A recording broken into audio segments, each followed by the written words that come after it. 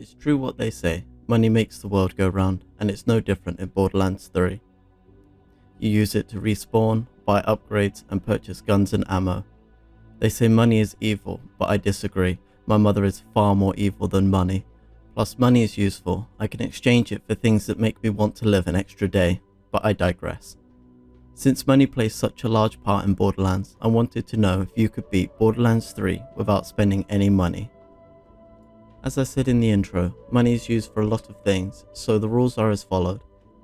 I can't buy any upgrades, so I'm stuck with the tiny ammo pouches.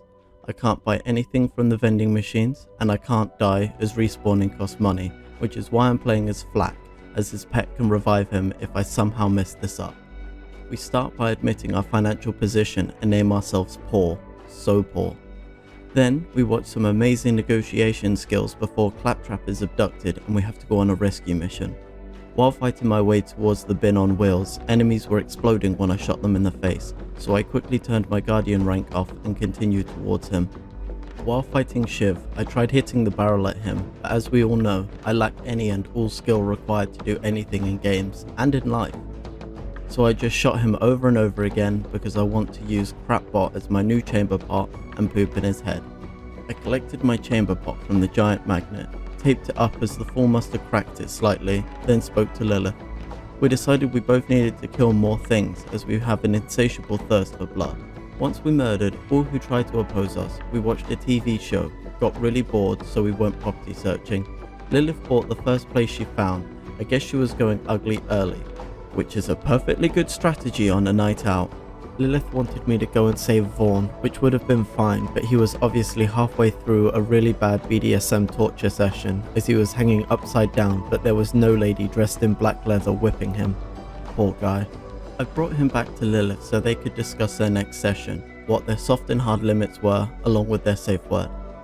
I didn't hang around to find out what weird stuff they were into, so I went to find the curvy goddess that tinkers with the undercarriage and hearts of young men named Adam. She asked me to go and carjack her neighbour, and since I'm a bad man who enjoys doing the criminal activities, I pulled the current owner from the vehicle, planted my ass down in the seat and took it back to Ellie so she could change the plates and scrape off the VIN number. I decided I wanted to get a new weapon, so I went to destroy a dump truck with my long, hard pump-action shotgun and swapped it out for TK's wave. I killed him a few more times to get some free XP. Now it's time to visit the Holy Broadcast Center and kill Mouthpiece.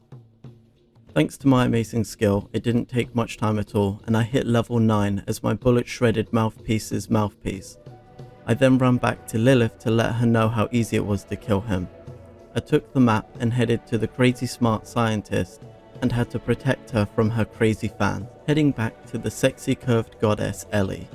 I helped fill up her car because I'm a super nice gentleman, then watched a brand new tattoo removal technique which left Lilith weak in the knees, just like me when I see Ellie's awesome rat.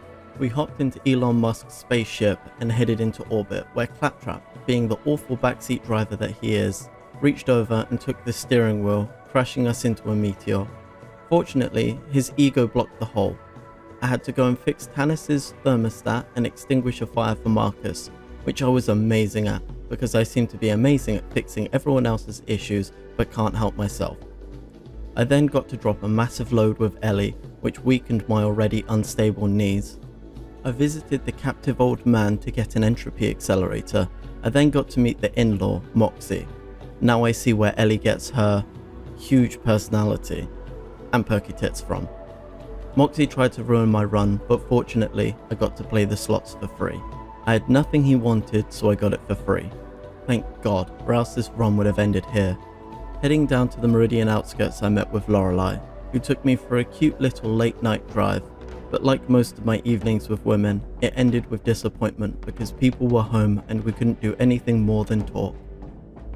As we tried to leave, her ex-boyfriends were there, and like Scott Pilgrim, I had to defeat her evil exes before I could date her. I killed Gideon Graves, who was bragging to Lorelei's friends about how she was still his girl. I killed the protesters outside the watershed base and contacted Rhys. He told me to go secure the Malawan weapons depot, and on my way I met with the only person who could divide by zero. We worked together to get the job done. Unfortunately, Scoop, Muck, Dizzy and the gang couldn't join us, and I traded the hollow blade upgrade for a gun I already had. Thanks for that.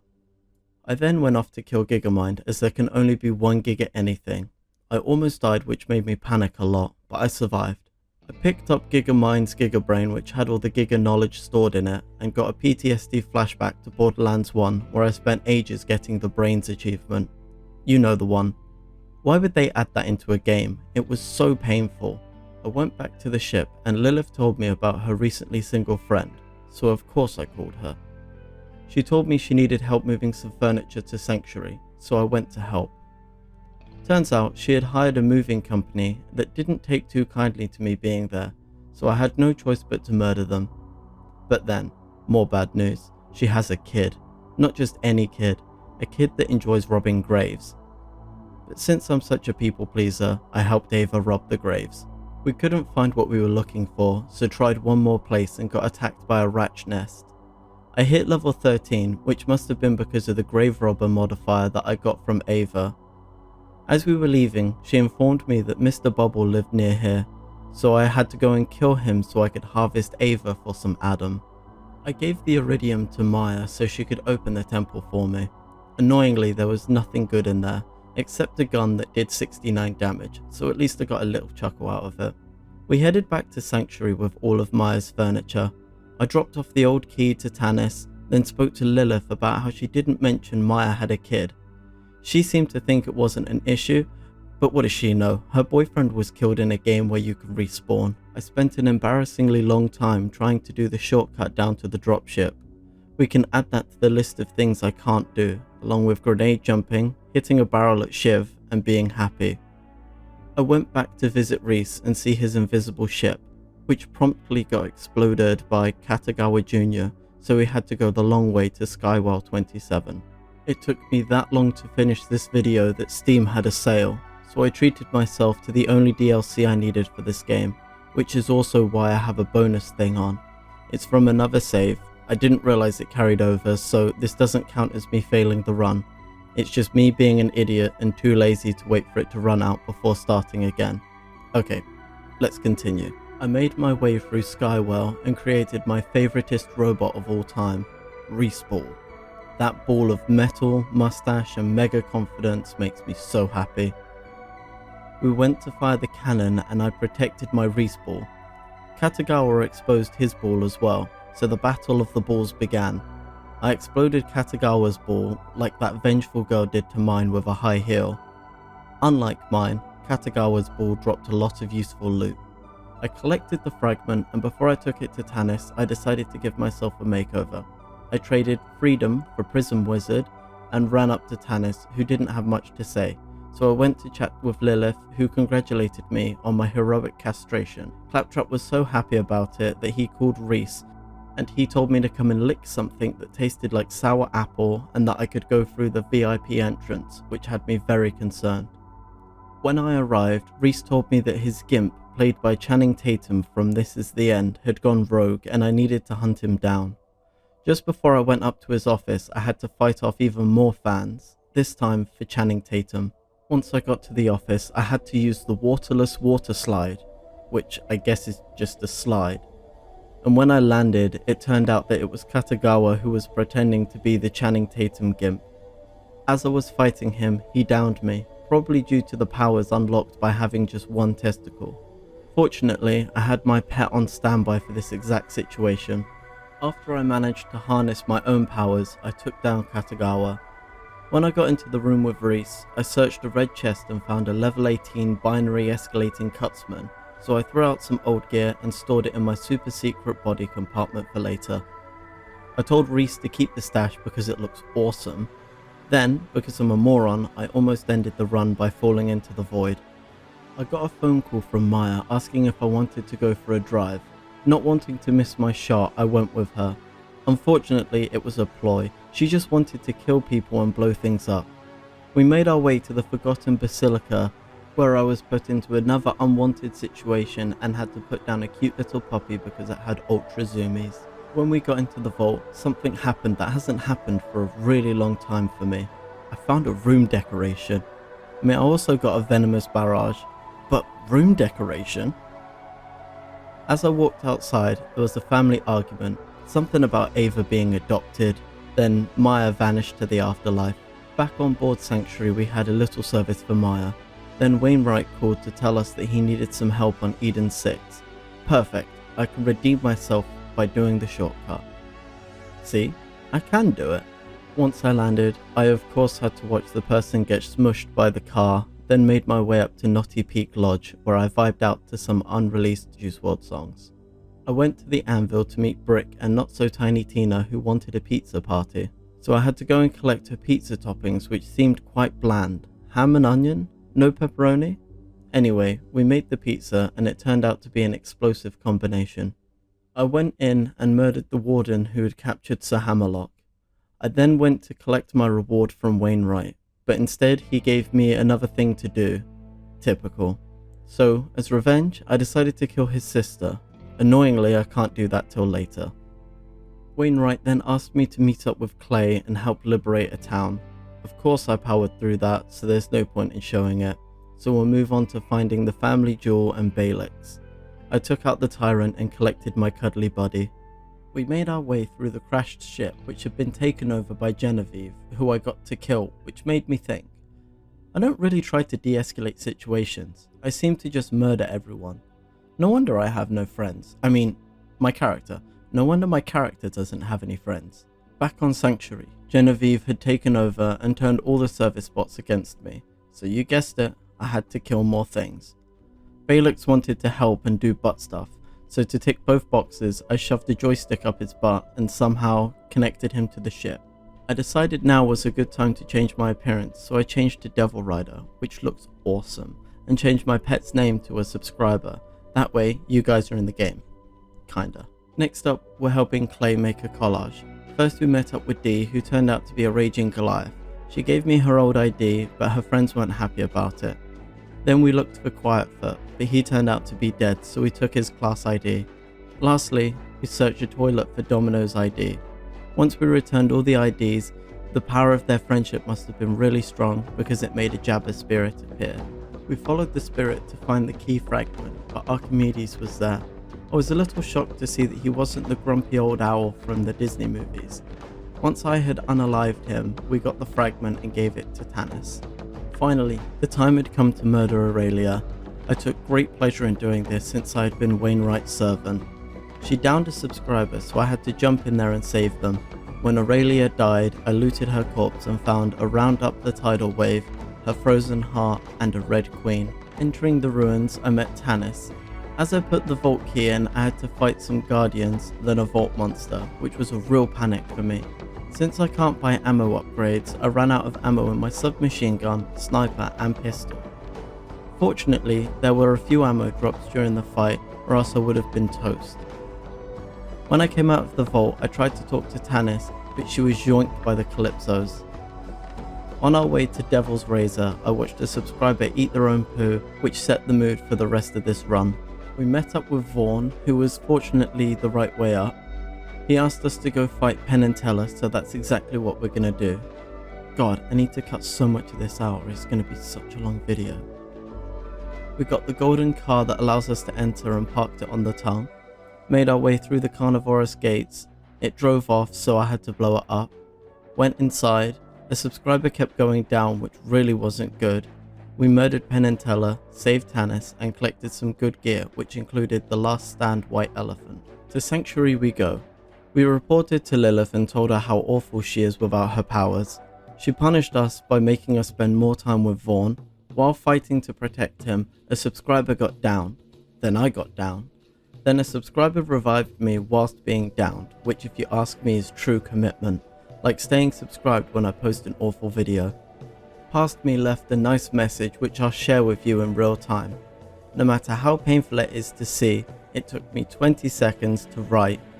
Future me, I'm sorry for getting distracted. I'm very drunk.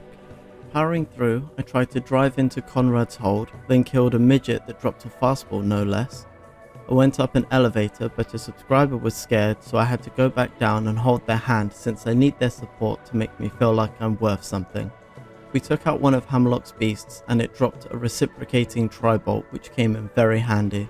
Vaughn and I stole a reactor and drove it back to his base in one piece, which I was very proud of. I went to tell Lilith about the great success, but I was called a turd farmer and told to look out the window. After that, I was sent on a suicide mission, but not before I was told to say goodbye to everyone, which really gave me confidence. I followed Ava into battle. She did very little, and I'll be marking that on her siren report card for sure. I then raised the pressure on some tubes for some reason and made my way into the Great Vault. Okay, home stretch now. We battled Troy, and annoyingly, I momentarily forgot how this fight works, but I soon realized I had to shoot the symbols. I took great pleasure in killing Troy, as he reminds me of someone I won't name who sponged off me for the longest time and in typical sponge fashion gave me nothing of use. Ava then lived out her grave robbing fantasy by touching a fresh corpse. Next we're going to meet Typhon de Leon on Necrotafeyo. As we enter his man cave, we're met by Grouse and Sparrow, the world's most annoying duo. I'm talking worse than Adam Sandler and David Spade. Once Typhon had said his hellos, we headed off to the vault. On our way there, we met Daniel Trunt, who quickly entered the afterlife, because like a Lego model you spent hours building that fell out of your hands as you go to put it on the living room table so you could take a nice picture to post online, he broke into a million pieces, followed by me crying for 45 minutes. Carrying on towards the vault, I somehow did a super jump as I killed a monster. Take a look, tell me if you can figure out what I did, as I want to do this every time. Typhon took me to his wife's grave, which was a bad idea as I had spent a lot of time with Ava and really wanted to rob her grave. Typhon and his wife had already looted the vault, so he gave me the Meridian fabricator as a reward, which didn't help at all because I can't use it in this run. Again, we go back to Sanctuary where we visit Tanis and Ava in her lab, where she says charging it a key tastes like fried pickles, whereas Ava says it tastes like olives. Either way, we know it's a briny taste. Not wanting to feel left out, I filled my glass with pickle brine. After a short side quest for XP, Tanis, Typhon and I went and placed the last key and walked across a translucent bridge, which made me think I was going to fall to my death and end the run just as I was about to complete it. Us three adventurers entered the Pyre of the Stars. One tall, one short and one beautiful. What could possibly go wrong?